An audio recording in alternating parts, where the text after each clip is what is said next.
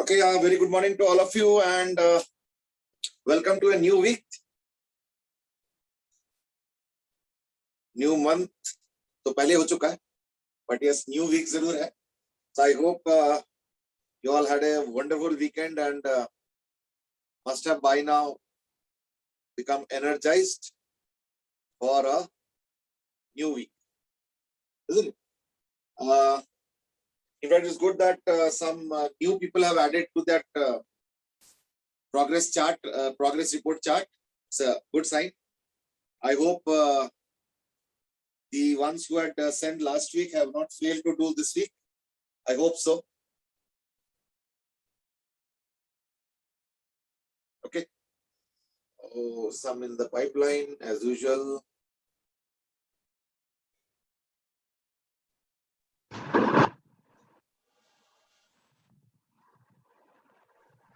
Okay.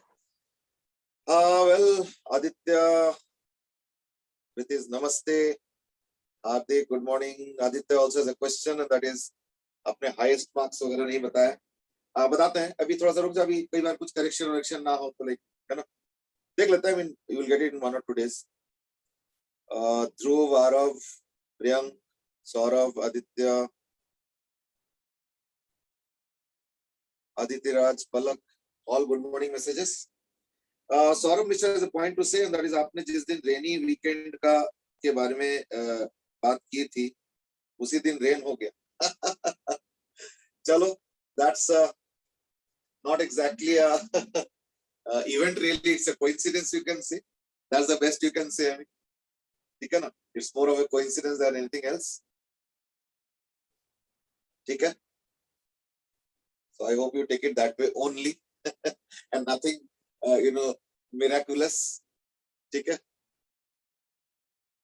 Arav has a question, and that is NLM कब से start होगा? बस सब होने ही वाला है. I think एक आध दिन में, I think आज शायद खत्म ही हो जाएगा.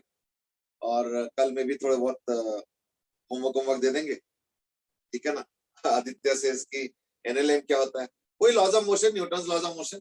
Probably the base of class 11th physics. Well, you can say that. ठीक है? ये लोग कोई टेस्ट सीरीज कह रहा है. तो मुझे ऐसा लगा कोई टेस्ट सीरीज की बात कर रहे हो आप. NLM ना टेस्ट सीरीज नहीं. NLM मतलब Newton's laws of motion. Aditya also has a question. There is एक SEO में triangle वाला doubt है, कुछ approach velocity का. हाँ बेटे, वो टॉपिक अभी रहता है. तभी तो मैंने बोला ना कि आज या कल तक ये 2D खत्म होगा. ठीक है ना? Saurav has also said कि उसमें constraint थोड़ा आराम से पढ़ाइएगा. I know people have different concern areas in different topics. I mean, so they are all already, it seems, lined up. चलो कोई बात नहीं. आरओ says कि नहीं, laws of motion थोड़ा मुश्किल है. चलो एक्चुअली मैं बताऊं, आई एम श्योर 1D मोशन में भी कुछ चीजें मुश्किल लगे होंगे. This is my guess, but I am sure with time they all start getting a little bit easier. और जितना प्रैक्टिस करोगे उतना देखना उसके ऊपर जो कमांड है वो देखना तुम्हारा बढ़ता जाएगा and will surely improve. That's for sure. ठीक है ना?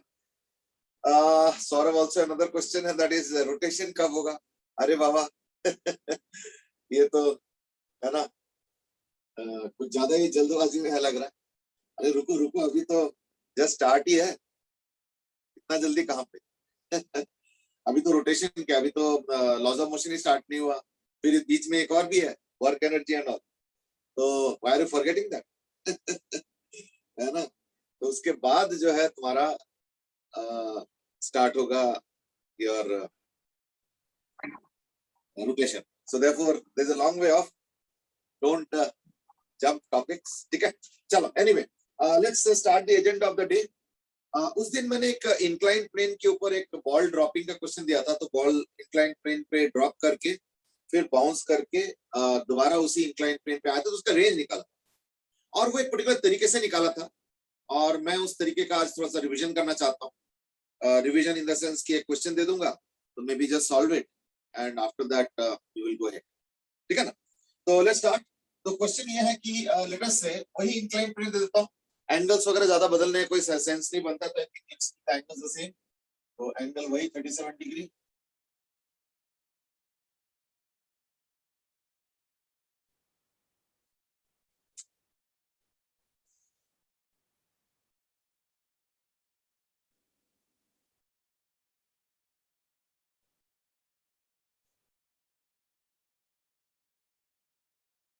ठीक है, एंड वही as usual drop from suppose some height,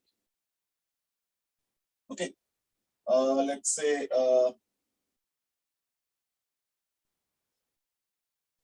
320 metre, ठीक है।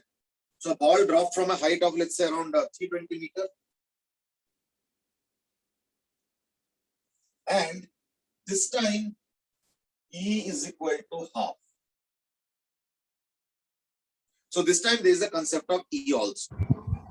So I hope you remember कि E का मतलब क्या होता है? E का मतलब होता है कि जिस वेलोसिटी से जिस रिलेटिव वेलोसिटी से स्ट्राइक करेंगे उसके आधे रिलेटिव वेलोसिटी से वापस आएंगे, ठीक है। तो E is equal to half means, इसको ना नोट कर लेना, क्योंकि कई बार ना ई को लेकर बहुत कंफ्यूजन होता है, तो मैं चाहता हूं कि वंस फॉर ऑल वो थोड़ा बहुत खत्म हो जाए। वैसे तो ई के ऊपर और अच्छे से हम लोग डिस्कस करेंगे when our chapter is due, like जब हम चैप्टर करेंगे आगे, बट फिर भी मैं चाहता हूं कि अभी हो जाए तो एटलीस्ट एक सेम्बलेंस ऑफ स्टडी रहे, दैट वुड बी गुड, ठीक है ना।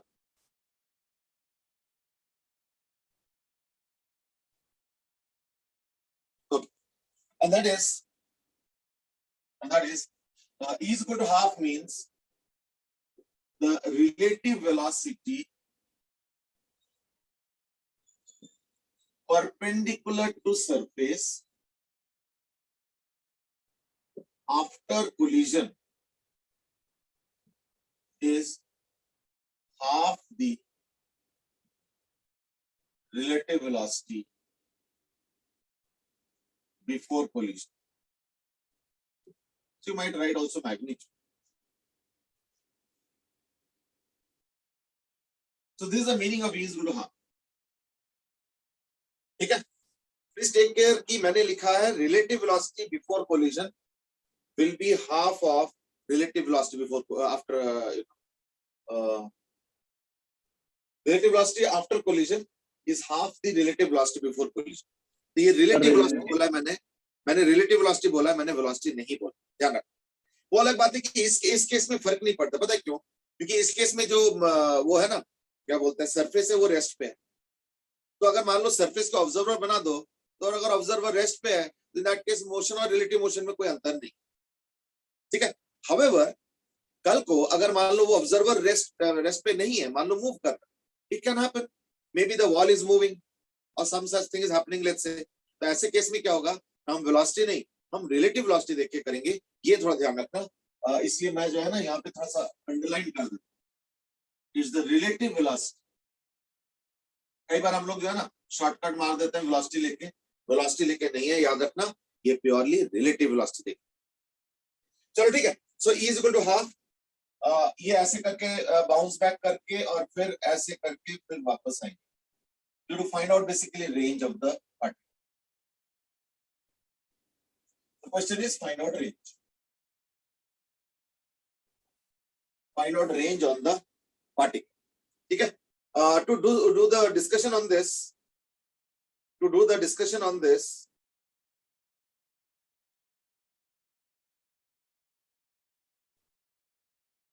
let's start with Sankalp. Sankalp, can I have you on air, bete?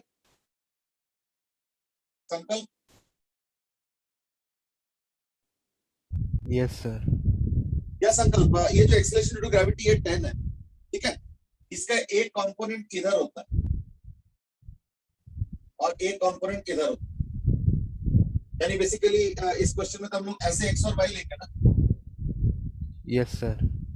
तो ये जो 10 है और ये जो कंपोनेंट है, ठीक है ना, इसमें से एक 10 sin 37 होगा, एक 10 cos 37 होगा। तो ये वाला कौन सा? सर ये 10 cos 37 होगा। सोच के देखो।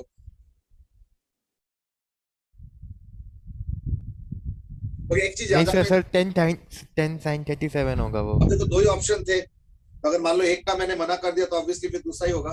चलो वो नहीं तो सर वो obvious। मैंने देख लिया बाद में कि जो एंगल उसने उसके साथ बनाया है वो उसको परपेंडिकुलर के साथ भी बनाना है। हाँ बिल्कुल बिल्कुल, यानी बेसिकली कहना अगर ये 37 है तो ये 53 होगा, तो ये 37 होगा, ठीक है।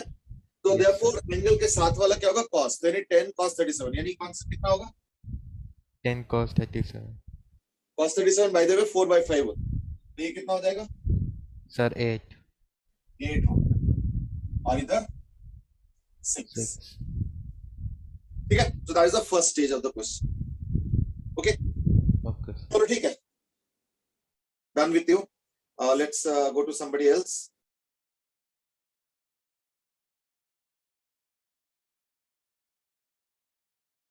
प्रथम शर्मा बेटे, Pratham, can you be on air,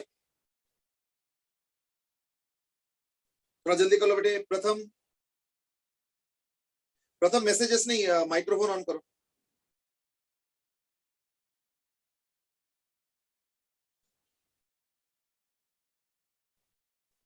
प्रथम please switch on your microphone.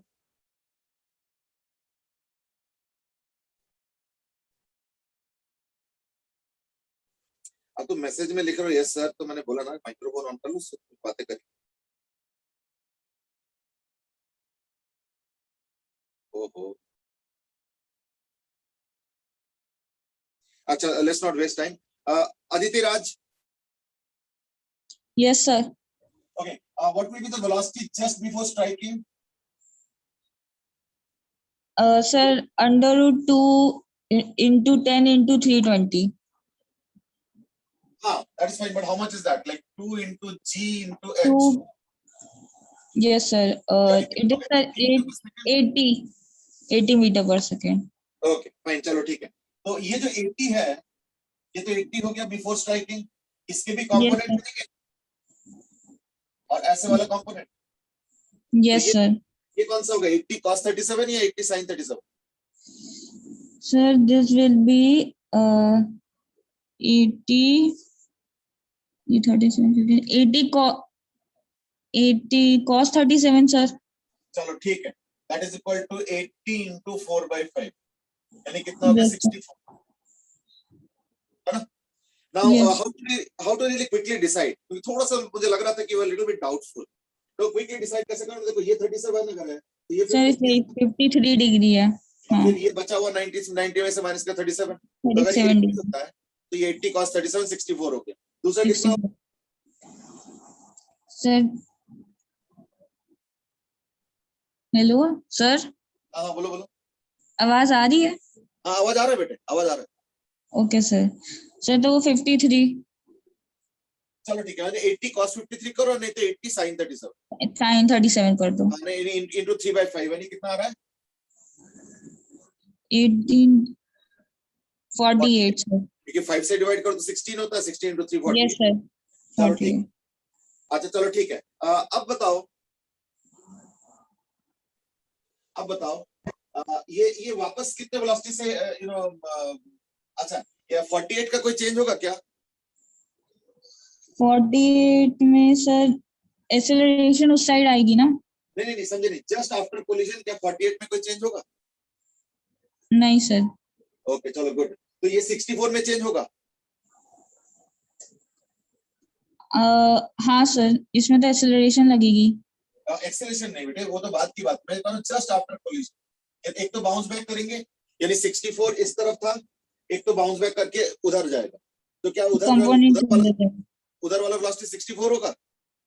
नहीं सर, ओके हाफ चलो हो गुड, जाएगा, हाफ हो जाएगा, तो यानी कितना हो जाएगा? 32।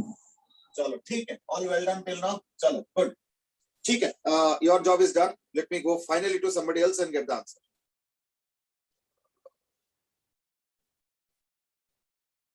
Aryan, can you be on air बेटे? Aryan, yes okay fine. Aryan एक चीज बताओ, ये 32 और इधर ग्रेविटी जो भी तुमको लेना है, इसके हेल्प से आप मुझे ये बताओ कि इसके वो कैसे निकालोगे, time of flight? Sir t is equal to 2u by g। T is equal to 2u/g जब बोलते हो ना, तो थोड़ा सा एक चीज क्लैरिफाई कर लेना, 2 into u y by g. Okay sir. और इसमें ना जी ना बोल के ए बोलो तो ज्यादा अच्छा है, क्योंकि देखो जी तो 10 है, पर मुझे क्या 10 लेना है या मुझे कुछ और लेना है? 8 8 8 लेना, देख रहे हो, यानी 10 तो नहीं ले रहा हूँ, तो फिर जी नहीं बोलना चाहिए, क्या बोलना चाहिए? 2uy बाई ए। ठीक है, यानी सबसे पहले तो निकल गया टाइम ऑफ फ्लाइट। चलो ठीक है, 2uy बाई ए, यानी टाइम ऑफ फ्लाइट कितना हो जाएगा?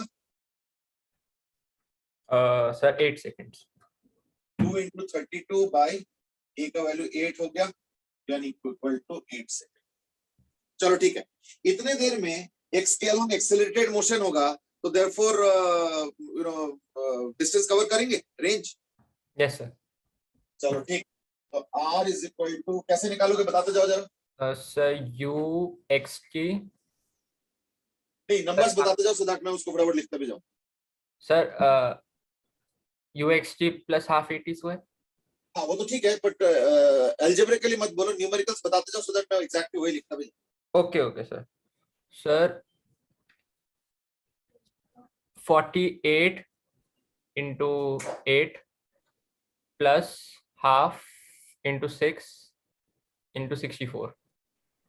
चलो वही 8 स्क्वायर, ठीक है, done. Okay fine, so now the question is over. मैं देखता हूँ जरा इसके आंसर्स कुछ कुछ आए हुए हैं। 576 is what I got the answers mostly. कईयों के आया, प्रथम ने भी आंसर दे दिया वैसे बाद में, पर जब मैंने माइक्रोफोन ऑन करने बोला तो तब चुपचाप अच्छा नहीं, प्रथम ने पहले शायद गलत आंसर दिए थे, बट बाद में ठीक कर लिया। तो आरव, आदित्य बेटे ठीक करो। आरव, आदित्य, प्रियंक, मुकुंद, आर्यन, ये थोड़ा अलग आंसर आ रहा है बेटे। ठीक है, Kritika you are right, 64 will become 32, that's right. Aryan, Pratham, Rose, ध्रुव, मान्या, अब सबके आंसर सही आ रहे हैं। यानी 48। हाँ बेटे, सर मेरा 576 ही आया था। हाँ वो मैंने देखा बाद में आया, मतलब मैं कह रहा हूँ शुरू में थोड़ा सा मिस्टेक था, चलो कोई बात। मिस्टेक पहले भी यही भेजा था। हाँ चलो कोई नहीं, सो क्या है, तो 48 इंटू 8 प्लस हाफ इंटू ए इंटू टी स्क्वायर, इससे क्या होगा ना, इससे मिल जाएगा व्हाट इज द रेंज। ठीक है, तो रेंज आ गया इज इक्वल टू व्हाट ना 576। चलो ठीक है, जॉब डन। अब ई का कंसेप्ट होपफुली अब अच्छे से क्लियर हो गया होगा।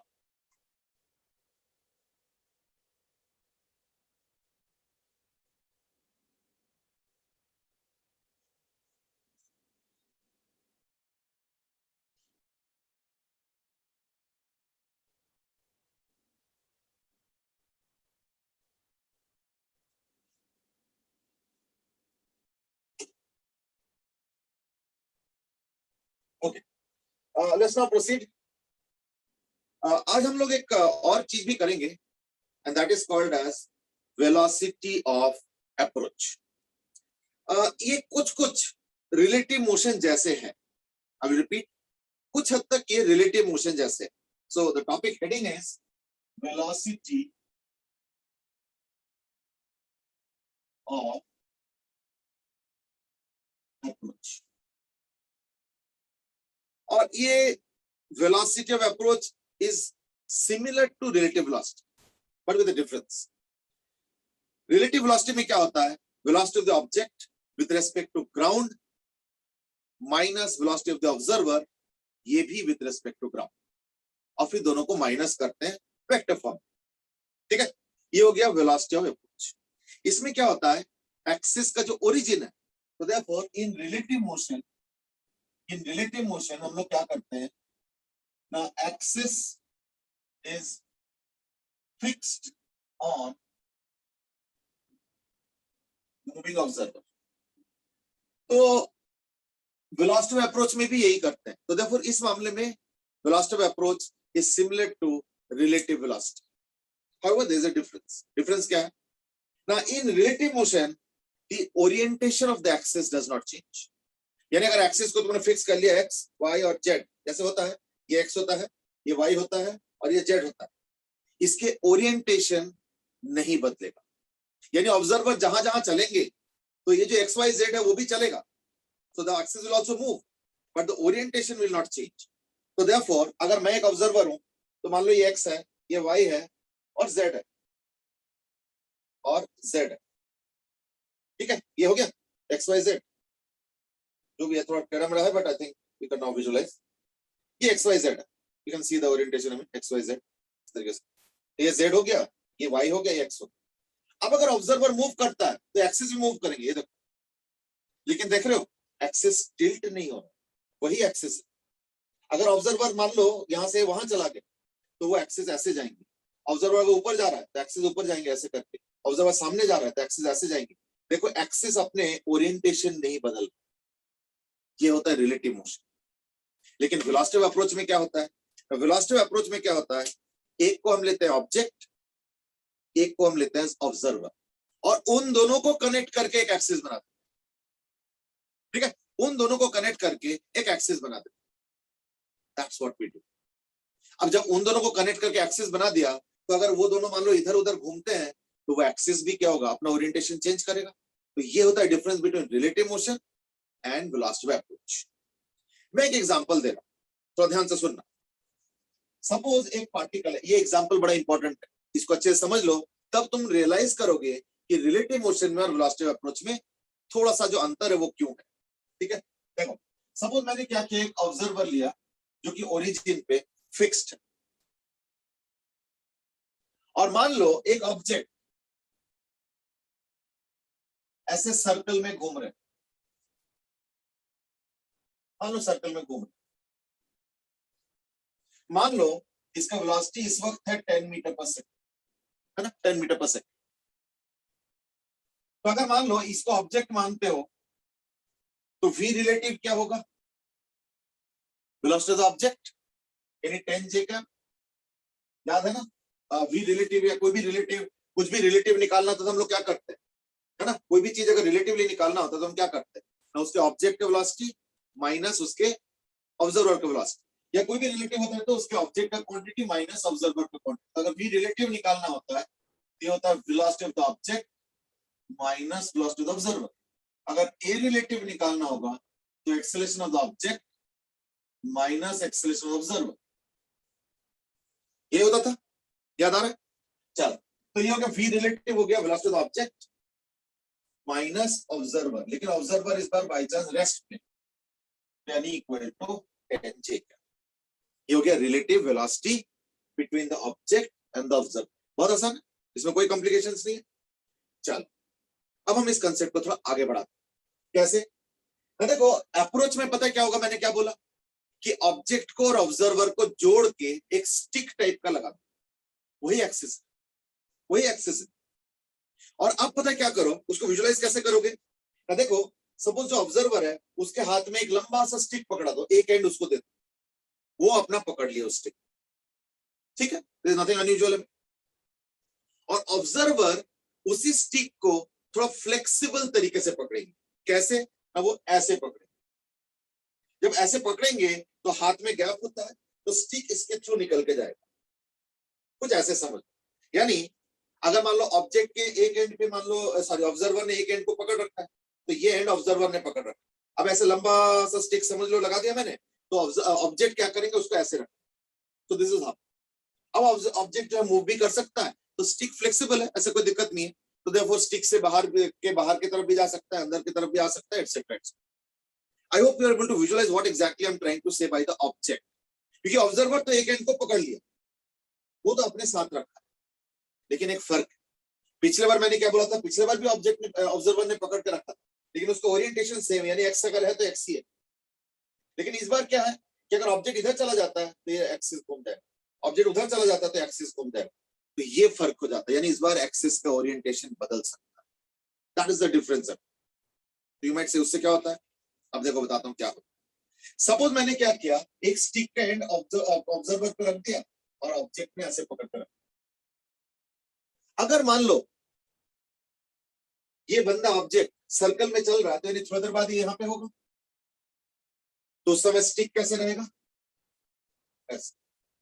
थोड़ी देर बाद ये ऑब्जेक्ट शायद यहाँ पे रहेंगे तो उस समय स्टिक कैसे रहेगा, ऐसे। मैंने पहले बोल दिया ना कि इस बार एक्सिस क्या है, फ्लेक्सिबल है, घूम सकता है, रिलेटिव मोशन में घूमता नहीं। रिलेटिव मोशन में ये अगर एक्स है तो यही एक्स, ये अगर वाई है तो यही वाई। हाँ, उसका ओरिजिन का जगह बदलता जाएगा, क्यों? क्योंकि ऑब्जर्वर मूव कर रहा है। बट वाई इधर ही रहेगा, वाई ऐसे नहीं होने वाला, वाई ऐसे ही रहेगा, एक्स ऐसे ही रहेगा, जेड ऐसे ही रहेगा।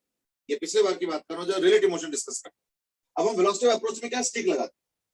अब वेलोसिटी ऑफ अप्रोच एग्जैक्टली देखता क्या है ना, वेलोसिटी ऑफ अप्रोच ये देखते हैं कि मान लो स्टिक पे निशान लगा रखा है, तो जो जीरो वाला निशान है वो तो हमेशा ऑब्जर्वर के साथ है, लेकिन जो दूसरे एंड पे ऑब्जेक्ट है, actually end of the stick पे नहीं, मतलब दूसरे एंड में कह रहा हूँ कि ऑब्जेक्ट है तो दूसरा एंड कह रहा हूँ, वैसे तो स्टिक लंबा है, ठीक है ना, और वो ऐसे करके पकड़ रखा है, स्टिक ऐसे बीच में से निकल के लंबा सा स्टिक जा रहा है, यानी बेसिकली क्या ना, स्टिक के अगेंस्ट वो आगे पीछे भी हो सकता है, तो दैट्स हाउ। तो वो कुछ ना कुछ निशान पे होगा ऑब्जेक्ट। अब मुझे वेलोसिटी ऑफ अप्रोच में क्या देखना होता है कि इन दोनों का जो सेपरेशन है, समझ रहे हो, वो जो निशान दिख रहा है ऑब्जेक्ट वाला, वो क्या चेंज हो रहा है या नहीं हो रहा है। That's what I am supposed to see. तो जरा सोचो, सपोज इसका रेडियस है 32 मीटर, ऐसे डेटा ले लिया, मतलब कुछ भी ले सकते हो, 30 ले लो, चलो सिंपल कर लो, 30 मीटर। इसका रेडियस अगर 30 मीटर है तो जीरो तो हमेशा ऑब्जर्वर के पास रहेगा, और ये जो ऑब्जेक्ट है वो इस वक्त कहां पे है, 30 मीटर निशान पे, ठीक है। अच्छा, थोड़ी देर बाद ऑब्जेक्ट यहां चला गया, स्टिक ऐसे हो गया, इस वक्त कौन से निशान पे होगा ऑब्जेक्ट, अभी भी तो 30 मीटर निशान पे होगा ना, क्योंकि ऑब्जेक्ट ना बाहर की तरफ गया है और ना ही अंदर की तरफ गया है। थोड़ी देर बाद ऑब्जेक्ट जब यहाँ पे आ जाएंगे, स्टिक यहाँ पे आ जाएंगे, अभी भी तो वो 30 मीटर निशान पे होंगे। देखो, इसका मतलब ये नहीं कह रहा हूं मैं कि ऑब्जेक्ट मूव नहीं कर रहा, ऑब्जेक्ट मूव कर रहा है विद रिस्पेक्ट टू ग्राउंड, ध्यान से सुनना, ऑब्जेक्ट मूव कर रहा है with respect to ground, but अगर मैं उस 30 मीटर निशान पे अगर ऑब्जेक्ट को पहले देखा था, अभी भी देखो 30 मीटर निशान पे ही देखूंगा, अभी भी 30 मीटर निशान पे देखूंगा, क्यों, क्योंकि वो फिक्स्ड रेडियस पे घूम रहा है। यानी अगर मैं अपना नजर सिर्फ स्टिक के अलोंग करता हूं तो क्या हो रहा है, स्टिक घूमता जा रहा है, तो देयरफॉर अगर मैं अपना ऐसे करके नजर रखता हूँ स्टिक के ऊपर, तो मेरा नजर ऐसे घूमता जाएगा, ठीक है ना, मेरा नजर जो है ऐसे घूमता जाएगा, ऐसे करके घोड़े की तरह, जैसे घोड़े को नहीं बांध देते ऐसे करके, सो दैट कि वो हॉर्स एक ही डायरेक्शन में देख पाए, तो मैं भी स्टिक पे नजर रखा हूं, तो जैसे जैसे ऑब्जेक्ट यहां से यहां जा रहा है तो स्टिक घूमता जा रहा है, लेकिन मैंने अपना नजर सिर्फ स्टिक पे रखा है, मुझे पूरे दुनिया से कोई मतलब नहीं। अगर मैं स्टिक पे रखता हूं तो मैं देख रहा हूँ 30 मीटर निशान पे ऑब्जेक्ट, थोड़ी देर बाद स्टिक घूम गया, लेकिन अभी भी मैं देख रहा हूँ कि 30 मीटर निशान पे ऑब्जेक्ट, थोड़ी देर बाद स्टिक घूम गया, लेकिन अभी भी मैं देख रहा हूँ कि 30 मीटर एज एन ऑब्जर्वर, तो अभी भी मैं देख रहा हूँ कि 30 मीटर पे ही ऑब्जेक्ट अभी भी है। यानी अगर मैं अपने स्टिक को ही अपना वो मानता हूं सब कुछ, तो इन दैट केस तो ऑब्जेक्ट मूव नहीं कर रहा है, क्यों, क्योंकि अभी भी 30 मीटर निशान पे है, थोड़ी देर बाद स्टिक घूम गया, अभी भी 30 मीटर निशान पे है, स्टिक घूम गया, अभी भी 30 मीटर निशान पे है, तो मैं एज एन ऑब्जर्वर अगर सिर्फ नजर रखता हूँ स्टिक के ऊपर, तो यानी मेरे हिसाब से ऑब्जेक्ट मूव नहीं कर रहा है। यानी इसी को कहने का एक और लैंग्वेज होता है, क्या लैंग्वेज है, कि वो जो ऑब्जेक्ट है ना वो मुझे अप्रोच कर रहा है और ना ही वो सेपरेट कर रहा है, यानी ना ही मेरे से पास आ रहा है और ना ही वो दूर जा रहा है। तो यानी इस केस में इस इंस्टेंट पे रिलेटिव वेलोसिटी आ रहा है 10 j कैप, लेकिन वेलोसिटी ऑफ अप्रोच क्या आएगा, इक्वल टू 0। क्यों, क्योंकि पहले भी 30 था, थोड़ी देर बाद भी 30 है, ठीक है, थोड़ी देर बाद भी 30 है, थोड़ी देर बाद भी 30 रहेगा, थोड़ी देर बाद भी 30 रहेगा। यानी अगर मान लो ऑब्जर्वर को फिक्स कर दो और ऑब्जेक्ट अगर ऐसे सर्कल में घूम रहे हैं, तो रिलेटिव वेलोसिटी हमेशा होगा कुछ ना कुछ, कभी 10 j कैप तो कभी -10 i कैप, तो कभी कुछ होगा, लेकिन वेलोसिटी ऑफ अप्रोच नहीं होगा। रिलेटिव वेलोसिटी होगा लेकिन वेलोसिटी ऑफ अप्रोच नहीं होगा, क्योंकि वेलोसिटी ऑफ अप्रोच में हम लोग पूरे इसको नहीं देखते, हम लोग सिर्फ उस स्टिक को देखते हैं कि उस स्टिक के रेस्पेक्ट में आगे पीछे हो रहा है या नहीं हो रहा। That is meant by velocity of approach. लेकिन ये केस हमेशा तो नहीं होगा, है ना, ये केस हमेशा तो नहीं होगा ना, तो देयरफॉर ये एक पर्टिकुलर केस था just to make you understand कि रिलेटिव मोशन थोड़ा अलग चीज है और वेलोसिटी ऑफ अप्रोच थोड़ा अलग चीज है।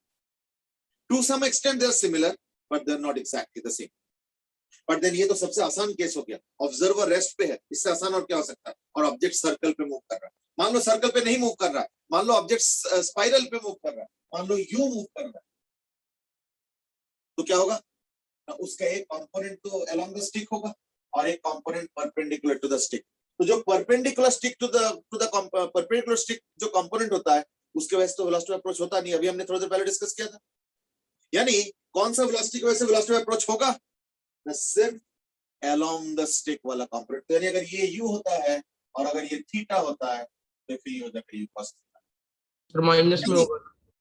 हाँ एक सेकंड, अगर मान लो इस केस में अगर तुम v रिलेटिव पूछोगे तो क्योंकि ऑब्जर्वर रेस्ट पे है और इसका स्पीड मान लो u है, यानी क्या होगा पता है, अभी अगर ऑब्जेक्ट यहाँ पे है थोड़ी देर बाद यहाँ पे, ऑब्वियसली ये स्टिक अभी यहाँ पे है, थोड़ी देर बाद देखो ये स्टिक यहाँ पे होगा। अब जरा देखो ऑब्जेक्ट स्टिक के इतने डिस्टेंस दूर थे, अब देखो ऑब्जेक्ट का स्टिक का जो दूरी है उसी स्टिक के अलावा वो देखो बढ़ गया, यानी चेंज हो रहा है इस पर। लेकिन फिर भी रिलेटिव मोशन थोड़ा अलग चीज है और वेलोसिटी अप्रोच थोड़ा अलग है। मैं बताता हूँ कैसे। पहली बात तो स्टिक के परपेंडिकुलर अगर मोशन होता है तो उससे स्टिक के अलोंग का डिस्टेंस तो चेंज होगा नहीं, है ना। तो इसलिए वेलोसिटी अप्रोच क्या हो गया, वेलोसिटी अप्रोच सिर्फ u cos थीटा के वैसे होगा, u sin थीटा के वैसे नहीं होगा। तो अगर मान लो u हो जाता है तो ये हो जाएगा u sin थीटा, अगर ये थीटा है तो यानी स्टिक के अलोंग थीटा लिया मैंने, तो एक हो गया स्टिक के अलोंग u cos थीटा और स्टिक के परपेंडिकुलर u sin थीटा, यानी वेलोसिटी अप्रोच क्या हो गया, सिर्फ u cos थीटा बस। लेकिन क्योंकि ऑब्जर्वर रेस्ट पे है तो देयरफॉर ऑब्जेक्ट का जो वेलोसिटी है वही रिलेटिव वेलोसिटी होगा। क्यों, क्योंकि वेलोसिटी ऑफ ऑब्जर्वर तो जीरो हो गया, तो यानी रिलेटिव वेलोसिटी क्या होगा, तो वेलोसिटी ऑफ ऑब्जेक्ट के बराबर। देखो ऑब्जर्वर का रेस्ट पे होता है तो रिलेटिव वेलोसिटी क्या होता है, equal to velocity of object. इसलिए रिलेटिव वेलोसिटी क्या होगा, equal to u cos theta i cap plus u sin theta j cap. लेकिन इस केस में वेलोसिटी अप्रोच क्या हो गया, सिर्फ u cos थीटा। क्यों, क्योंकि देखना along the stick u cos theta speed से उसका सेपरेशन बढ़ता जाएगा, ये इसका चीज है, समझो ना। लेकिन हमने क्योंकि अप्रोच बोला है, अप्रोच मतलब पास आना, जबकि एक्चुअली दूर जा रहा है, तो देयरफॉर इसमें एक मैग्नीट्यूड लगा दो, फिर u cos थीटा लिखो, और नहीं तो माइनस भी लिख सकते हो, और नहीं तो एक काम करो इसको लिख दो वेलोसिटी ऑफ सेपरेशन, फिर u cos थीटा लिखो। तो ये सब वर्डिंग्स थोड़ा सा देख लेना, इसलिए मैं एक काम करता हूं, मैं मैग्नीट्यूड लगा दूं। तो अप्रोच मतलब होता है पास आना, जबकि एक्चुअली देखा जाए तो दूर जा रहा है, तो फिर माइनस होना चाहिए ना, इसलिए मैंने एक मैग्नीट्यूड लगा दिया कि इतना रेट से इनके बीच का जो दूरी है या सेपरेशन है वो क्या हो रहा है ना, चेंज होता जा रहा है, बस यही चीज। So velocity approach is equal to in this case क्या हो गया, u cos थीटा। देख लो अच्छे से,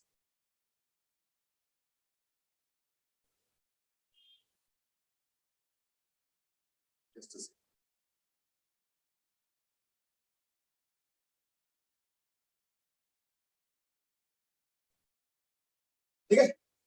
ये हो गया दोनों में डिफरेंस, रिलेटिव मोशन और वेलोसिटी अप्रोच। यानी वेलोसिटी अप्रोच में सिर्फ क्या देखना है कि ऑब्जेक्ट और ऑब्जर्वर को कनेक्ट करके एक स्टिक ले लो, और उस स्टिक के अलोंग देखो क्या हो रहा है, परपेंडिकुलर टू द स्टिक हमें कोई मतलब। इसलिए इसका एक मैं जनरल पिक्चर बता रहा हूं, देखो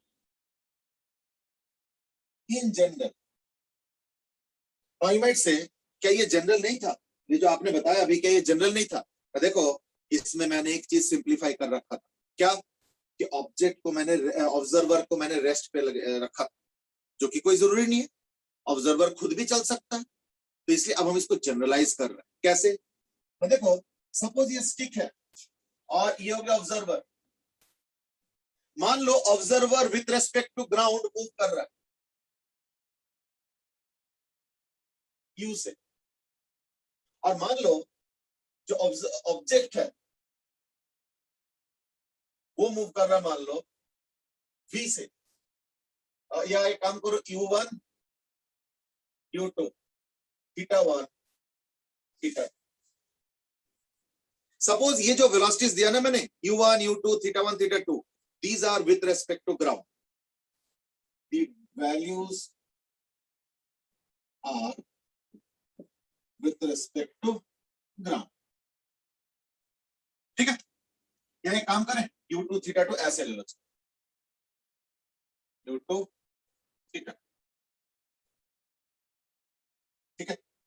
और रिलेटिव वेलोसिटी क्या होगा, v रिलेटिव हो जाएगा वेलोसिटी ऑफ द ऑब्जेक्ट, ये ऑब्जेक्ट का है, यानी क्या होगा u2 cos theta 2 i cap plus u2 sin theta 2 j cap minus observer, observer का है u1 cos theta 1 i cap plus u1 sin theta 1 j cap, ठीक है। ये तो हो गया रिलेटिव वेलोसिटी। मैंने पहले बोल दिया रिलेटिव वेलोसिटी क्या होता है ना, velocity of the object vector form में, minus velocity of the observer वो भी वेक्टर फॉर्म में। तो मैंने लिख दी। अब मुझे बताओ वेलोसिटी ऑफ अप्रोच क्या, ठीक है ना। तो अब हम जानना चाहते हैं वेलोसिटी ऑफ अप्रोच। फाइन, तो let's see somebody can contribute और नॉट। मैं किसी से पूछना चाहूंगा, let's have somebody else having this time.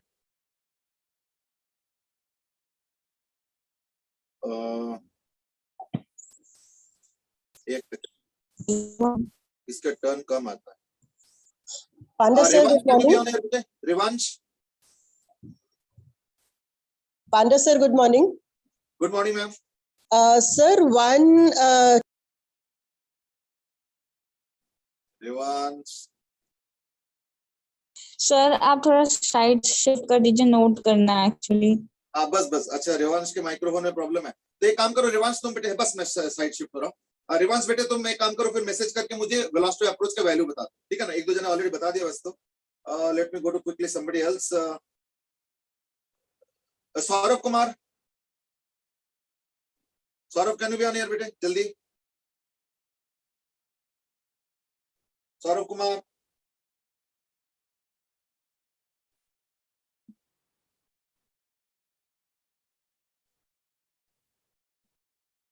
ओहो तुम्हारा भी प्रॉब्लम, ये सबके प्रॉब्लम ही होता है जब भी मैं पूछता हूँ। भूमि यादव,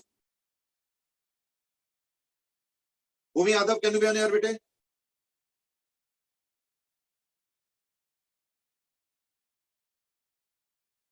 ओके चलो, सौरभ मिश्रा। Yes Saurabh sir. मिश्रा, या बेटे ये बताओ कि इस बार वेलोसिटी ऑफ अप्रोच क्या होगा। cos theta 2 minus u1 cos theta 1 minus या प्लस, minus से माइनस। सर मेरे को बताना था सर। हाँ मालूम है, एक्चुअली भूमि के पहले टर्न मैंने बताया था, but then at that time she could not unmute, may be she has unmuted later. Okay sir. चलो कोई नहीं। वैसे Bhumi your answer is correct, so therefore don't answer with a negative frame of mind. You are correct. I'm only asking why are you doing minus? sir because u2 the object and the observer are not approaching each other. चलो ठीक है, I think that is good enough, that is good enough। क्योंकि इस बार ऐसे नहीं हो रहा है, ऐसे होता तो इसका अगर 10 है इसका 5 है तो मैं 10 + 5 करता। यानी बेसिकली अगर उस स्टिक के अलोंग देखोगे तो एक बंदा जो है 10 जा रहा है, एक बंदा 5 जा रहा है, यानी एवरी सेकंड क्या हो रहा है, 15 15 15 15 15 अप्रोच कर रहा है। लेकिन इस बार ऐसे नहीं हो रहा, इस बार शायद कुछ ऐसे हो रहा है कि मान लो ये 5 जा रहा है और पीछे से 7 आ रहा है, तो जब तक ये 7 आता है तब तक वो 5 आगे चला जाता है, यानी नेट तो सिर्फ 2 ही ना वो हुआ, ठीक है ना। So therefore first of all I will put a magnitude, और वेलोसिटी अप्रोच के लिए मैं रखूंगा u1 cos theta 1 minus u2 cos theta 2, ठीक है। अच्छा एक चीज ध्यान रखना, मैंने u2 cos theta 2 minus u1 cos theta 1 नहीं लिखा, थोड़ा एक्चुअली इसका लॉजिक समझो, क्योंकि यहाँ पे मैं देख रहा हूँ कईयों ने u2 cos theta 2 minus u1 cos theta 1 दिए हैं, और कईयों ने u1 cos theta 1 minus u2 cos theta 2 दिया। थोड़ा सा इसको सोचो, जरा लॉजिक लगाओ। सपोज सामने वाला बंदा जो u1 cos theta u2 cos theta 2 है, सपोज वो 7 है, ध्यान से सुनना, सपोज u2 cos theta 2 7 है और u1 cos theta 1 5 है, तो फिर अप्रोच कर रहा है या सेपरेट हो रहा है, कोई भी बताओ। सेपरेट हो रहा है ना, फिर क्यों? क्योंकि सामने वाला का तेज है, पीछे वाला स्लो है, तो अप्रोच कहाँ कर रहा है, ये तो सेपरेट हो रहा है ना, सामने 7 जा रहा है, पीछे वाला 5 जा रहा है, यानी क्या हो रहा है, इनके गैप तो बढ़ता जा रहा है ना, फिर ये वेलोसिटी ऑफ सेपरेशन हो गया। पर मैंने अप्रोच पूछा है, अप्रोच कब होगा ना, अगर मान लो पीछे वाला 7 जाता है और सामने वाला 5 जाता है, तब ना अप्रोच होगा। कितना अप्रोच होगा, 7 - 5, यानी जिसको ऑब्जर्वर बनाया इस बार मैंने उसका माइनस आगे वाले ना। यू माइट से क्यों, अगर मान लो सामने वाला तेज होगा तो सामने वाला का तेज होगा ना, तो इन दैट केस ये वाला वैल्यू ज्यादा होगा, इन दैट केस देखना आंसर नेगेटिव आएगा। तो यानी अप्रोच में आंसर नेगेटिव आ रहा है, यानी अप्रोच नहीं कर रहा है, यानी सेपरेट कर। तो वो थोड़ा सा एक बार देख लो, अदरवाइज अगर सिर्फ मैग्नीट्यूड में इंटरेस्ट रखते हो तो मॉड लगा दो, फिर तो कोई कहानी का प्लस माइनस वाला कहानी खत्म हो गया। Now that is meant by velocity of approach. अगर मैं सेपरेशन पूछता हूं तो इन दैट केस उल्टा कर देना, उल्टा कर देना। लेकिन मैंने अप्रोच पूछा, तो अप्रोच तब होगा जब ये ज्यादा होगा, इसलिए इसका माइनस उसका, तो u1 cos theta 1 minus u2 cos theta 2। यहाँ पे मैं देख रहा हूँ बहुत जगह आंसर्स उल्टा आया हुआ है थोड़ा सा, है ना।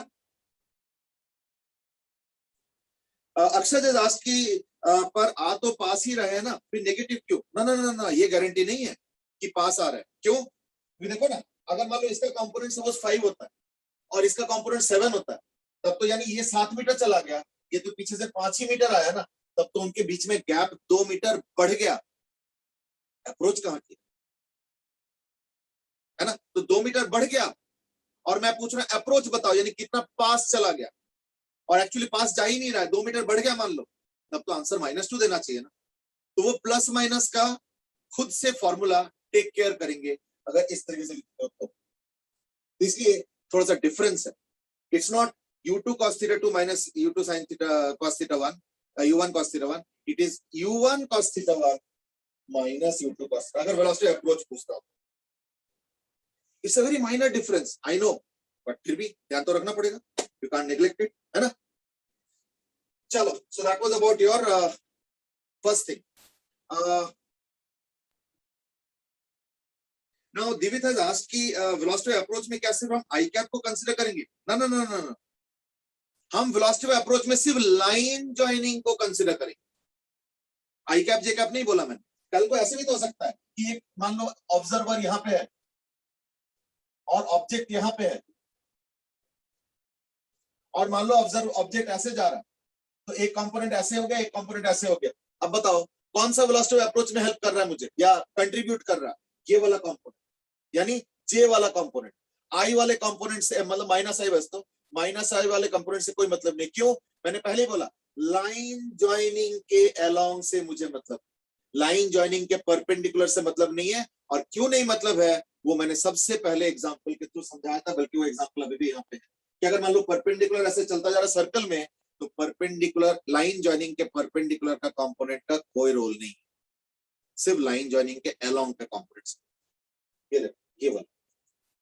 तो therefore Divit you are saying कि क्या आई कैप लेना होता है? नहीं, आई कैप भी नहीं, जे कैप भी नहीं, के कैप भी नहीं, मिक्स भी नहीं, मुझे कुछ नहीं पता, मुझे सिर्फ मतलब है लाइन ज्वाइनिंग से, बस, that's it. I hope now it's okay. चलो अभी काम करो, मैं एक छोटा सा क्वेश्चन दे देता हूं,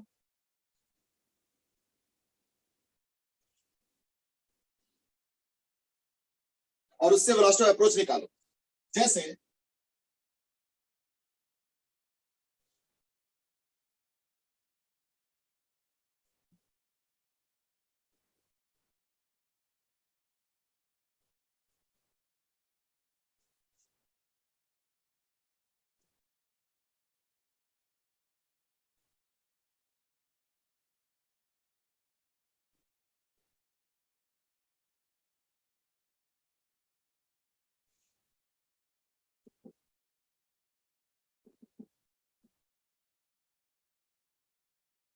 अच्छा, एक चीज और, एक और माइनर सा डिफरेंस होता है, जरा ध्यान से सुनो। माइनर सा डिफरेंस पता है क्या होता है? कि वेलोसिटी ऑफ अप्रोच या सेपरेशन में हम आई कैप, जे कैप, के कैप नहीं लगाते हैं। क्यों? क्योंकि वो स्टिक है, वो कभी ऐसे है, कभी ऐसे है, कभी ऐसे है, तो आई कैप, जे कैप कुछ नहीं, मुझे सिर्फ स्टिक के अलोंग से मतलब है बस, इसलिए उसका सिर्फ वैल्यू होगा, प्लस और माइनस में कुछ वैल्यू होगा, दैट्स इट। अच्छा, इस बार ध्यान रखना, मैंने वेलोसिटी ऑफ अप्रोच नहीं पूछा है, मैंने वेलोसिटी ऑफ सेपरेशन पूछा है, और डेटा मैंने तुमको दे दिया। अब अच्छे से सोच समझ के आंसर करो जल्दी।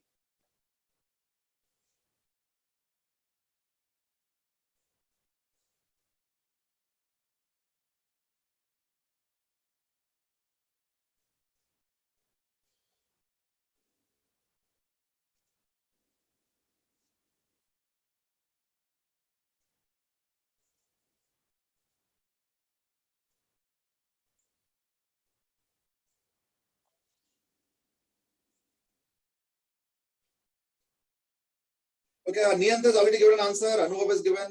Arav, Aryan, ठीक है, सबके आंसर्स आ रहे हैं। मैं भी कोई आंसर रीड आउट नहीं कर रहा हूं, पर आंसर्स आ रहे हैं धीरे धीरे।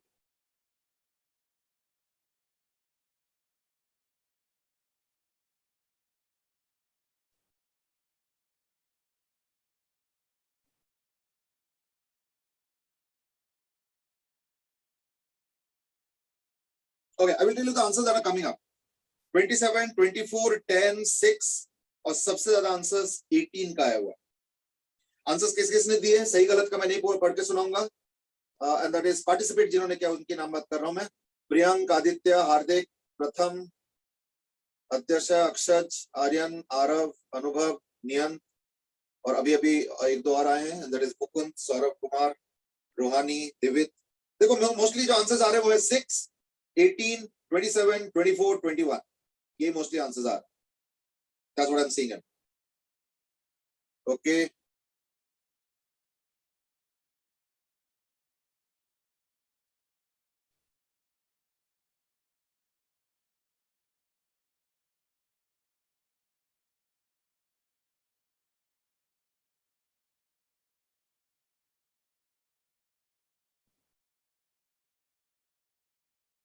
चलो ठीक है. मान्या, भूमि, रोज, अब बहुत लोग और लोगों ने भी आंसर देना शुरू कर दिए हैं. Okay fine. Let me first of all make components.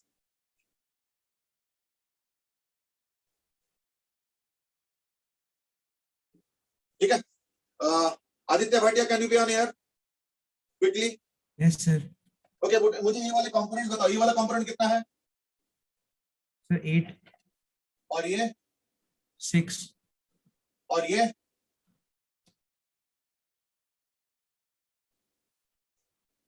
16, और ये 12. ठीक है. The components are all right. Therefore, I will just take others also quickly. ये हो गया 10 cos 37, cos 37 4/5. तो therefore 8 और वो 10 sin 37 यानी 6. ये हो गया 20. तो एंगल के साथ वाला cos, तो ये हो जाएगा 20 cos 53 यानी 12. cos 53 होता है by the way 3/5. तो 20 into 3/5 12 और दूसरा sin 53 यानी 16. Okay. Next question to Aiza. Aiza, can you be on air very quickly? Yes, sir. Okay, मुझे बताओ कि इनमें से 4 कंपोनेंट दिख रहे हैं मुझे. 6, 8, 16, 12. Which ones will contribute to, which ones will not contribute to velocity of approach? Sir, the components that are perpendicular to the line, that will not contribute to the यानी velocity. 8 or 16. 8 and 16. Okay, fine. One last question. In this case, will you add or will you subtract the velocities? Sir, I'll add the velocities. Okay, add because why? Because they are going away. Yes, sir. अगर chasing होता है तो minus, और अगर away होता है चाहे ऐसे हो या टुवर्ड्स होता है, इन दैट केस प्लस. तो ठीक है. यानी वेलोसिटी जो भी आंसर आएगा वो आएगा 12 plus 6 यानी 12 plus 6 यानी 18. ठीक है. One last question, that is this time to Akshad. Akshad, बेटे quickly. Akshad. Yes, sir. Okay, बेटे प्लस या माइनस? Sir, plus. प्लस क्यों बोल रहे हो? Sir, separation पूछ रहे ना.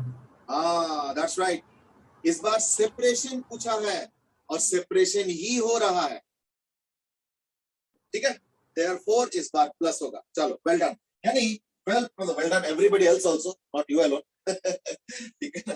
कई बार होता है, पता क्या है, कि एक चीज ना फुटबॉल में देखा होगा, बड़े अनफेयर हो जाता है. अब जैसे कुछ ना देखना प्ले मेकर्स होता है. जैसे अर्जेंटीना में one of the most this thing was Maradona.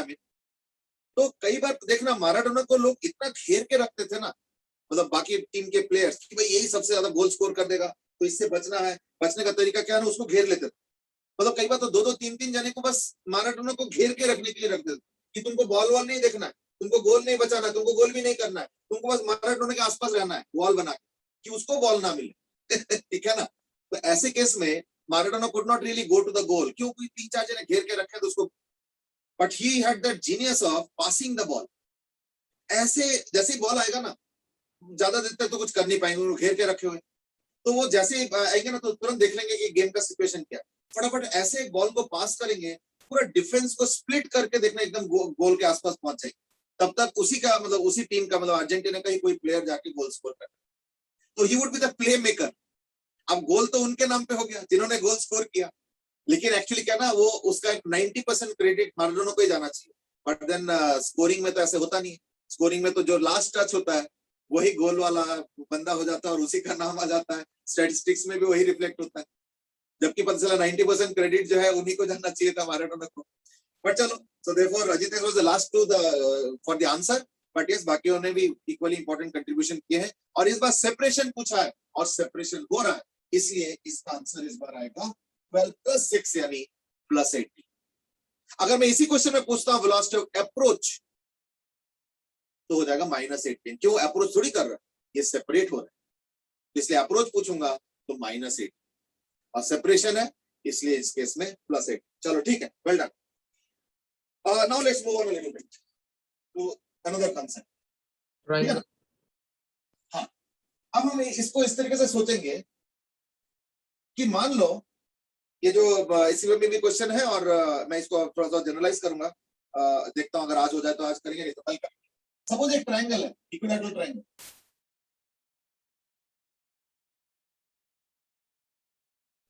Equilateral triangle है, लेंथ L है, L है, L है, और ये वाला जो बंदा है ये हमेशा इसका पीछा कर रहा है ऐसे, ये वाला जो बंदा है वो उसका पीछा कर रहा है ऐसे, और ये वाला जो बंदा है वो इसका पीछा कर रहा है ऐसे। बट इसका मतलब ये नहीं कि इस ट्रायंगल के अलॉन्ग मूव करेंगे, ये भी ट्रायंगल के अलॉन्ग, ये भी ट्रायंगल करो, नो। क्यों? क्योंकि जैसे ही ये वाला बंदा थोड़ा आगे चला जाएगा तो ये ऐसे तो रहेगा नहीं ना, अब थोड़ा ऐसे हो जाएगा। क्यों? क्योंकि अब तो इसको इधर जाना है।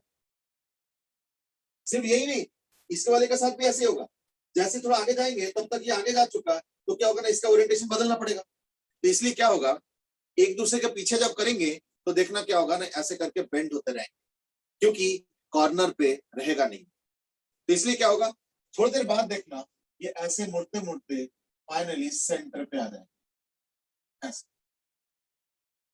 कुछ ऐसा। जो भी मतलब एग्जैक्टली तो हैंड ऑन पिक्चर में तो उतना अच्छे से नहीं बनता है, बट यू कैन अंडरस्टैंड। लेकिन एक चीज है, इसमें सिमेट्री है। सिमेट्री इन द सेंस की इक्विलैटरल ट्रायंगल है और तीनों के स्पीड्स बराबर है, यू यू और यू। नॉट ओनली दैट, देखना ये इक्विलैटरल ट्रायंगल का शेप भी मेंटेन रहेगा। मैंने शेप बोला, साइज नहीं बोला। तो थोड़ी देर बाद जब ये पार्टिकल यहां पे आ जाएंगे, ये वाला पार्टिकल यहां आ जाएंगे और ये वाला पार्टिकल यहां आ जाएंगे, तो देखो इनको ज्वाइन करोगे ना, तो देखो ये भी ट्रायंगल ही बन। और देखो इस वक्त ये इधर चेज कर, ये इसको इधर चेज कर रहा है, ये इसको इधर चेज कर रहा है, ये इसको उधर चेज कर रहा है। तो वो चेजिंग वाला हमेशा ही हो रहा है, लेकिन थोड़ा सा इसका ओरिएंटेशन बदल गया। थोड़ी देर बाद और बदलेगा, जब ये यहाँ पे आ जाएंगे तो ये यहाँ पे आ जाएंगे, तो ये यहाँ पे आ जाएंगे। देखो अभी भी ट्रायंगल मेंटेन है, देख रहे हो, अभी भी देखो ट्रायंगल मेंटेन है।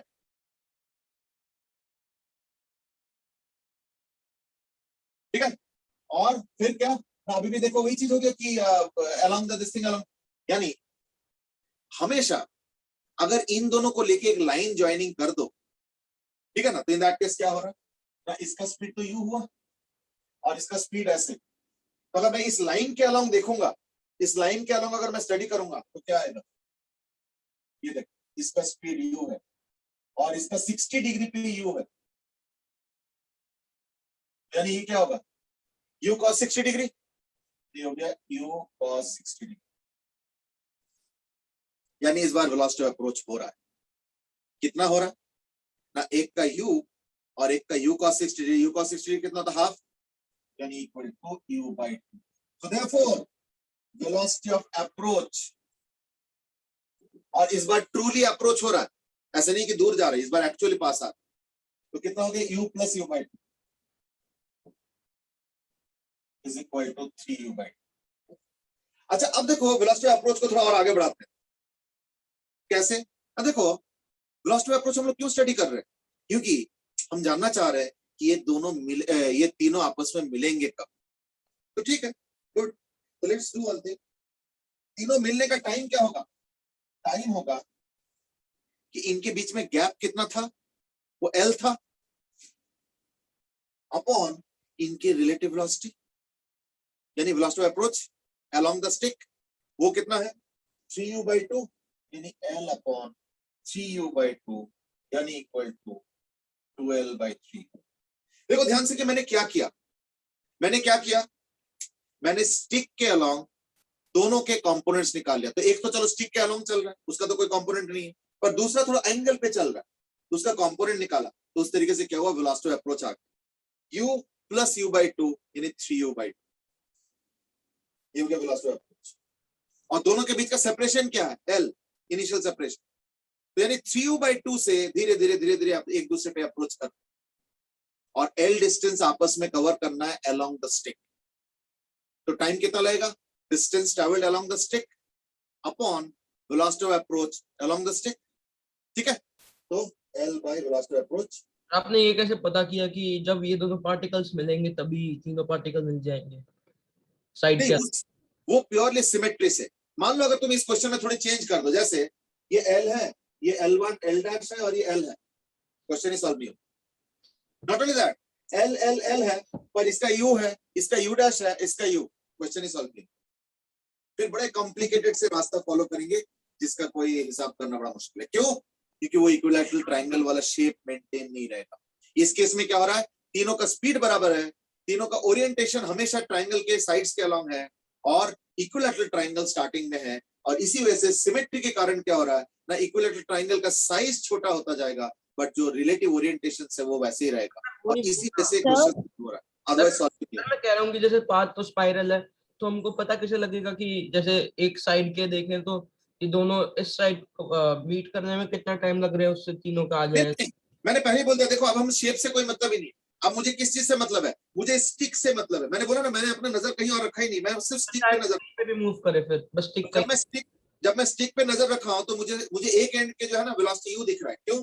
ये देखो अलोंग द स्टिक, और दूसरा एंड का वेलोसिटी, चाहे ट्रायंगल का ओरिएंटेशन बदल भी जाए ना, जैसे मान लो इस वक्त बदल चुका है, ये देखो अब ट्रायंगल का ओरिएंटेशन ये है, लेकिन अभी भी देखो ये वाला बंदा उस बंदे को चेस कर रहा है, यानी देखो अभी भी स्टिक के अलोंग u है, और ये वाला बंदा उसको चेस कर रहा है, तो उसका अभी भी एंगल क्या 60 डिग्री है। थोड़ी देर बाद भी देखो एंगल 60 डिग्री है, यानी इसका कंपोनेंट क्या होगा? u cos 60 डिग्री, यानी एक का u cos 60 डिग्री। यानी ये जो ट्रायंगल है, अगर तीनों को ज्वाइन करो तो ट्रायंगल बन रहा है, इक्विलैटरल ट्रायंगल। थोड़ी देर बाद तीनों करीब आ जाएंगे थोड़े से, लेकिन उनको ज्वाइन करो तो अभी भी वही इक्विलैटरल ट्रायंगल बनेगा। हाँ, साइज छोटा होगा, और अभी भी इनके वेलोसिटीज एक का साइड के अलोंग है और एक का दूसरे साइड के अलोंग है, जिसका कंपोनेंट u cos 60 डिग्री है, यानी u by 2। यानी ओरिएंटेशन बदलता जाएगा लेकिन इनके वेलोसिटी ऑफ अप्रोच नहीं बदल रहा है, तभी क्वेश्चन सॉल्व हो रहा है। इस पूरे क्वेश्चन में अगर कहीं थोड़ा बहुत भी चेंजेस कर दिया ना, क्वेश्चन ही सॉल्व नहीं। हाँ, अब बोलो। सर आपने सिमेट्री बोले, अगर हमने कोई स्क्वायर के अंदर ये किया तब भी ये सिमेट्री फॉलो होगी? स्क्वायर छोड़ो, square, pentagon, hexagon, heptagon, नोनागन, decagon, जो मर्जी ले लो, बस याद रखना सिमेट्री होना चाहिए, मतलब सारे साइड्स बराबर होना चाहिए, एक दूसरे को चेज करना चाहिए, यानी पहला दूसरे को चेज करना चाहिए, दूसरे तीसरे को, तीसरा चौथे को। और तुमने जो क्वेश्चन पूछा उसमें मैं आना चाहूंगा, देखता हूँ टाइम है या नहीं। हाँ, थोड़ा बहुत टाइम है, तो I will come to that question. हाँ, और तीसरी बात क्या, सबके स्पीड बराबर होना चाहिए अलोंग द साइड्स। अगर ये तीन मेंटेन है ना, तो कोई फर्क नहीं पड़ता है कि वो स्क्वायर है या पेंटागन। मैं कह रहा हूँ ये ट्राइंगल से स्टार्ट किया मैंने, स्क्वायर में भी चलेगा, पेंटागन, हेक्सागन, हेप्टागन, नोनागन, अगर कुछ छूट गया तो वो भी गॉन, यानी सब में चलेगा, चाहे वो साइड 250 क्यों ना करो, बस एक दूसरे को चेस करना चाहिए, दूसरा तीसरे को, तीसरा चौथे को, तो इन दैट केस ये वर्क करेगा। नहीं मत सारी बाप रे 200 साइड कैसे वर्क करता है, वो चलो बाद में देख लेंगे, पहले काम करते हैं। ये जो स्क्वायर वाला मुद्दा तुमने उठाया, पहले उस स्क्वायर वाले को सॉर्ट आउट करो। साइडेड पॉलीगन पे भी कर सकते हैं, एन साइडेड एंगुलर। एग्जैक्टली। अच्छा, मैं इसको मिटाने वाला हूँ, इसलिए पहले इस पे सवाल पूछ लो अगर कुछ है तो, और तब मैं आगे बढ़ूंगा। अजितेश की बैटरी थोड़ा सा लो हो गया, I got disconnected. Okay Ajitesh से मैंने वैसे एक बार दोबारा एक्सप्लेन कर दिया।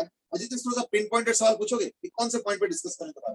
देखो मैंने बोला कि जा रहा है एक u cos 60 डिग्री, तो यानी इनके बीच में अप्रोच वेलोसिटी आ गया u plus u cos 60 यानी u by 2 यानी 3u by 2, और इनके इनिशियल सेपरेशन l है, तो टाइम कितना लगेगा? l by 3u by 2। Okay, thank you sir. Okay चलो ठीक है। प्रियंक है सेट की व्हाट अबाउट सर्कल? नहीं, सर्कल में एक दूसरे को चेस कैसे करेंगे, इसलिए एन साइडेड पॉलीगन बोला मैं, ठीक है। सौरभ सिस की यूरोडॉग में भी ऐसे क्वेश्चन, हाँ वो तो होंगे, वो तो कोई बात नहीं है, एचसी वर्मा में भी है, वो कोई बात नहीं। ये मत देखो कहाँ पे है, मेन इशू इसकी क्या है। चलो ठीक है, now coming to the square question. Square वाला नहीं सर, एन साइड वाला करा दो। स्क्वायर का क्वेश्चन एक्चुअली और इजी हो जाता है, बट चलो कोई नहीं, now that the question is come. तो ये इसको चेस कर रहे हैं, ये इसको चेस कर, ये इसको चेस कर रहे हैं, ये इसको चेस कर, तो थोड़ी देर बाद ये ऐसे हो जाएंगे, तो देखना स्क्वायर ऐसे बन जाए। ऐसे। तो फिर ये इसको चेस कर रहा है, ये इसको चेस कर रहा है, ये इसको चेस कर रहा है, ये इसको चेस कर रहा है, ऐसे हो जाएगा। थोड़ी देर बाद देखना ये स्क्वायर ऐसे हो जाएगा, मतलब बदलता जाएगा ओरिएंटेशन होता तो थोड़ा सा एनरॉन पिक्चर। तो देखो थोड़ी देर बाद ये स्क्वायर ऐसे हो जाएगा। फिर उस समय क्या होगा ना, ये इसको चेस कर रहा है, ये इसको चेस कर रहा है, ये इसको चेस कर रहा है, ये इसको चेस कर रहा है। थोड़ी देर बाद देखना ये स्क्वायर ऐसे हो जाएंगे, मतलब ये बदलता जाएगा बेसिकली, कहने का मतलब ये इसको चेस कर रहे हैं, यानी the basic mechanism is remaining always the same. Now I think शायद Aiza was asking this question, so maybe I will just pick up somebody else to for discussion. Can we have Ayush? नहीं, सब A से ऊपर पर A वाले दिखते हैं तो इसलिए कोई ज्यादा पूछता रहता है। अब पलक Mittal, can you be on air बेटे quickly? Yes, sir. Okay बेटे, इस बार बताओ velocity of approach क्या होगा? तो इसका U है और उसका भी U है, तो क्या होगा velocity of approach? Sir, cos 90 0. इसका कुछ velocity of approach में कंट्रीब्यूशन रहेगा क्या? No, sir. नहीं रहेगा ना। सबसे पहला एग्जांपल हमने यही किया था कि अगर मान लो लाइन ज्वाइनिंग यानी वो स्टिक के परपेंडिकुलर वेलोसिटी होता है तो उसका कोई कंपोनेंट नहीं, तो यानी कि सिर्फ u रह गया तो वेलोसिटी ऑफ अप्रोच का u होगा। U. ओके, तो टाइम कितना लगेगा? Sir, L by U. बस इतना ही आसान क्वेश्चन, ये होगा स्क्वायर के लिए।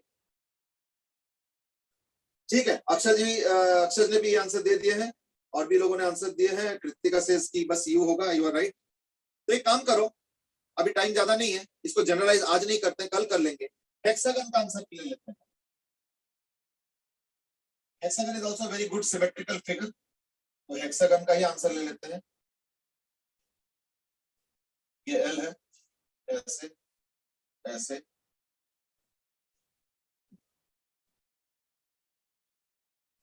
ओके, सबसे पहली बात तो Aadya, you have joined for after a long time, तो चलो कोई बात नहीं। Aadya, can you tell me what angle will this be? Adya,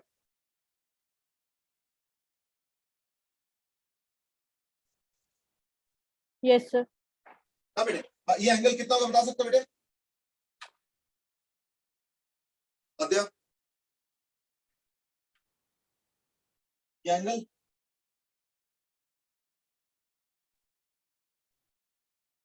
what some correct answers? Okay Aadya, मैं तो हेल्प कर देता हूं। अगर तुम इसको ज्वाइन करोगे ना इनको, तो ये ना 6 इक्विलैटरल ट्रायंगल बनता है। ये हेक्सागन का एक इंटरेस्टिंग प्रॉपर्टी, अगर इनको ज्वाइन कर दो ना कॉर्नर कॉर्नर कॉर्नर कॉर्नर सारे, तो ये 6 इक्विलैटरल ट्रायंगल बनेगा। तो ये भी 60 डिग्री, ये भी 60 डिग्री, तो यानी क्या होगा 120 डिग्री, ये टोटल 120 डिग्री। इससे एक फायदा है कि अगर मैं इसको ज्वाइन करता हूं और इसको एक्सटेंड कर देता हूं, तो ये एंगल कितना हो गया 60 डिग्री। तो ये तो यू है और एक कंपोनेंट अलोंग द स्टिक, तो somebody will help me in that. Priyank जल्दी। Yes sir. ओके, अब पहले बताओ कि ये जो u है इसका ये वाला कौन सा कंपोनेंट होगा? cos 60 यानी हाफ, तो u/2। Yes, और ये परपेंडिकुलर का तो लेना नहीं है ना? Yes sir. Okay, in that case बताओ वेलोसिटी ऑफ अप्रोच क्या हो रहा है? u minus u/2।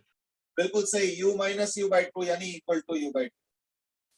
इस बार वेलोसिटी में माइनस क्यों किया बेटे? सर क्योंकि अपोजिट डायरेक्शन में। अच्छा, सर मतलब पास नहीं आ रहे, दूर जा रहे हैं। नहीं, पर पहले लैंग्वेज चेक करो, पहला सेंटेंस ठीक करो। क्या ठीक करूं सर? तो पहले तुमने क्या बोला? क्योंकि ये दोनों ऑपोजिट डायरेक्शन में जा रहे हैं इसलिए माइनस किया। उस लैंग्वेज को ठीक करो। ये दोनों हाँ बोलो। सेम डायरेक्शन में जा रहे ये हैं। दोनों सेम डायरेक्शन में जा रहे हैं तभी माइनस किया है। आई एम श्योर तुम्हारे दिमाग में सही पॉइंट होगा, पर बोला गलत।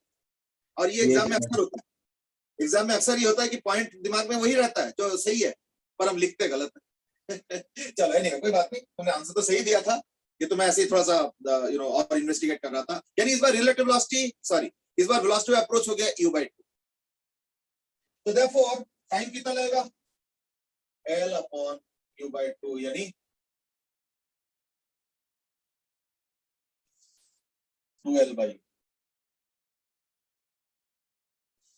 ठीक है, दैट्स राइट, आंसर्स एकदम करेक्ट आ गए फ्रॉम प्रियंक, रोज, सब करेक्ट आंसर दे रहे हैं।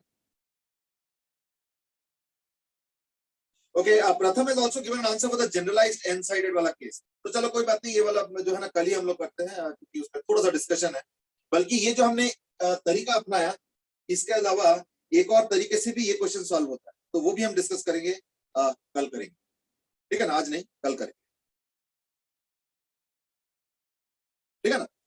चलो ठीक है, तो आज के लिए तो टाइम खत्म हो गया, fortunately unfortunately I don't know, but जो भी है टाइम खत्म हो गया। तो therefore what we do is that we will take up this topic tomorrow and wind up the discussion tomorrow. Neon says कि फिजिक्स की क्लास कितनी छोटी लगती है तो क्या चाहते हो, 2 घंटा 2.5 घंटा? चलो एनीवे कोई बात नहीं। तो we have learned about velocity approach systematically, थोड़े से और इसको एक और अप्रोच से हम देखेंगे, और जो जनरलाइज्ड एन साइडेड फिगर वाला है वो भी हम लोग कल डिस्कस करेंगे। इसके अलावा ई के ऊपर भी थोड़ा सा और डिस्कस करना जरूरी है, क्योंकि अभी हम लोगों ने ई में जो सरफेस होता था वो रेस्ट पे लिया, तो उसमें ना फायदा हो जाता है, क्वेश्चन आसान हो जाता है। अगर सरफेस भी मूव करता है तो क्या होगा, उसमें ई का वैल्यू कैसे लगाया जाता है, कैसे यूज किया जाता है, और उससे वैल्यूज कैसे निकाला जाता है, that is also something that we will focus tomorrow. चलो कल के लिए एजेंडा हमने पहले से तय कर दिया क्या करना है, we will continue tomorrow. Have a good day, bye bye, enjoy yourself. Thank you, sir. Thank you sir. Thank you, sir. Thank you sir. एक मैराथन सेशन लगा दो 5 आवर्स का, अरे बाप रे, अच्छा 8 आवर्स का, वाह वाह बहुत बढ़िया। चलो ओके, कभी करेंगे, देखते हैं। अगर फिर उस दिन भागना मत, फिर पता चला स्टार्ट हुआ फुल अटेंडेंस से, फिर 2 घंटे बाद आधा, 4 घंटे बाद 1/4, ये मत कर देना। चलो ओके बेटे, bye bye, have a good बचे रहेंगे उनकी भी क्या हालत हो गई होगी वो तो एक अलग कहानी है चलो okay, will continue tomorrow, have a good day, bye bye.